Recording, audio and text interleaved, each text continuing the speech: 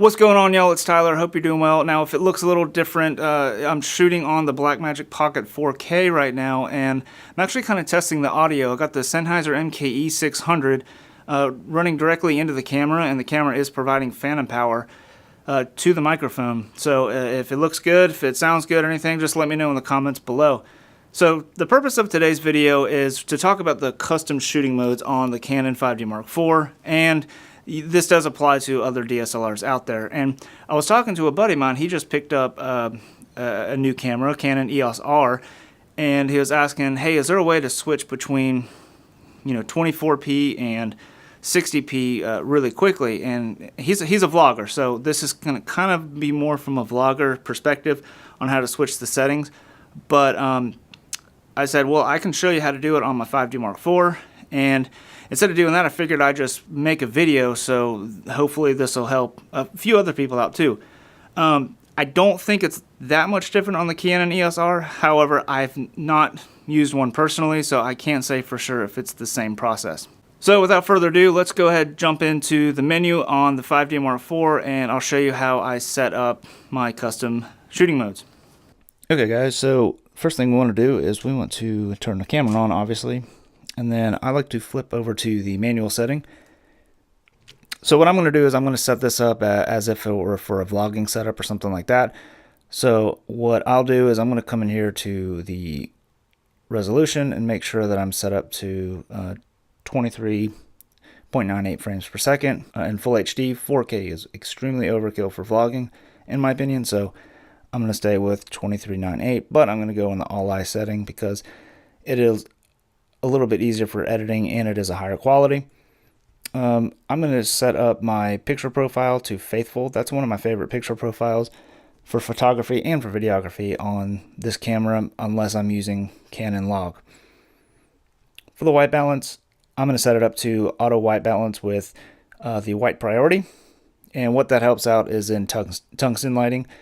It looks for the whites in, like if you're inside with tungsten lights, it looks for like a wide cabinet or something like that, and it's gonna white balance to that.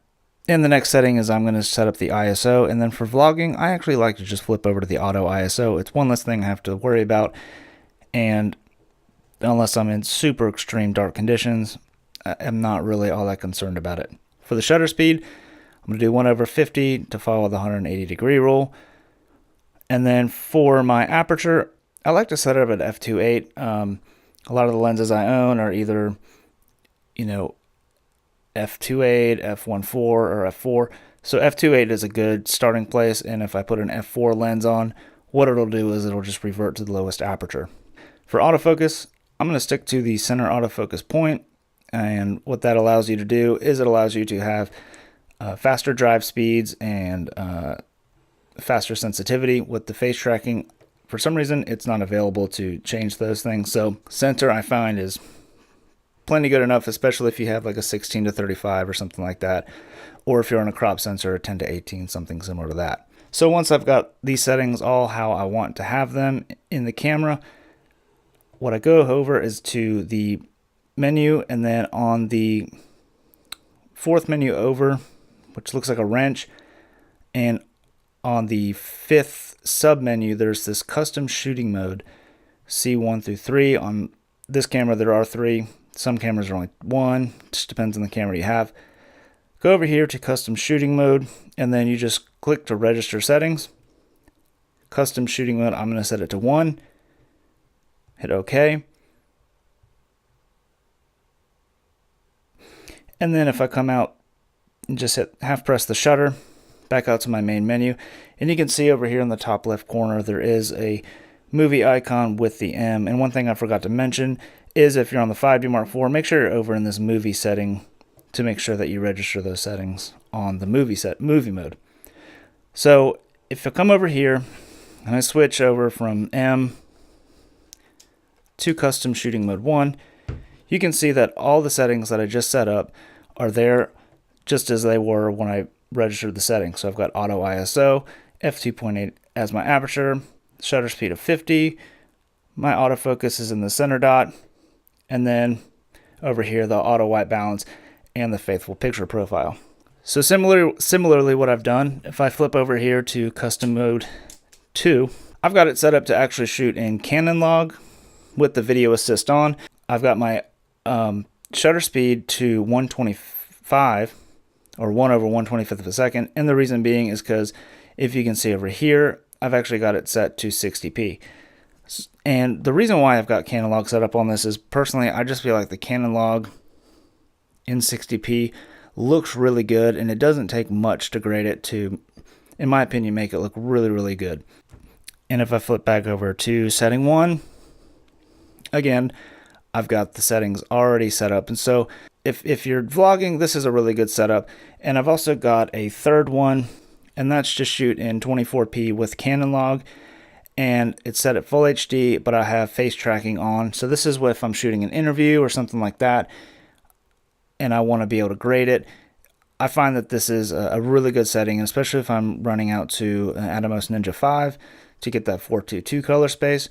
I even have more flexibility for shooting an interview. And if there's a setting that you want to change while you are on the fly, what you can do, say you want to change your microphone sensitivity, you can just go ahead and change it, and you're still in the custom 3 shooting mode. So if you have a mic with strong preamps or something like that, you can change that, and then you go over to menu, custom shooting mode,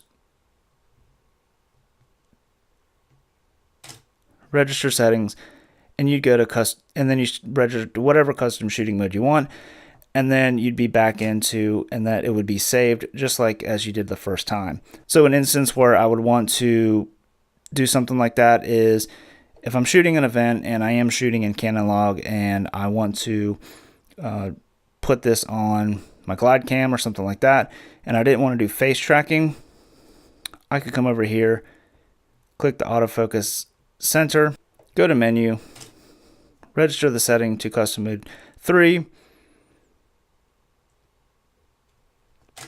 and then now I still have the center point autofocus right there, and I'm ready to go on a gimbal. And if I turn the camera off or change lenses, I know it'll always revert back to this setting right here. Well guys, I hope y'all found that useful. Let me tell you, using custom shooting modes makes shooting in the field, vlogging, whatever, so much easier. And I've done it to my Sony a6300. I've got these two modes right here set up. I've done it similarly. I've done it on the Pocket Cinema Camera 4K, and I'll leave a link to that video right here. I think it's up here. On how I set up kind of custom shooting modes on the Pocket camera. It is extremely helpful if you shoot, if you're a vlogger, or if you shoot weddings or events or documentary stuff where you need to change things on the fly and know how to get to them really quickly to be able to get different frame rates or what have you. So I hope you found that useful. If you did, give it a thumbs up, maybe even comment below how you set your camera up, and also consider hitting that subscribe button and hit that little bell notification next to it so you'll be notified when I post videos and stuff like this in the future. Anyways guys, I hope you have a happy new year, and I hope 2019's even better than 2018.